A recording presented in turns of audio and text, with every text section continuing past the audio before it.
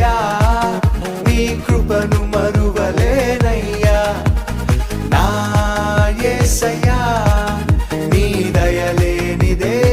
బ్రతకలేనయ్యా నీ నామ స్మరణలో దాగిన జయము నీ వాక్య ధ్యానములో పొందిన బలము నీ నామ స్మరణలో దాగిన జయము నీ వాక్య ధ్యానములో పొందిన బలము తలచుకొనుచు నా యాత్రను నే కొనసాగించెదా తలచుకొనుచు నా యాత్రను నే కొనసాగి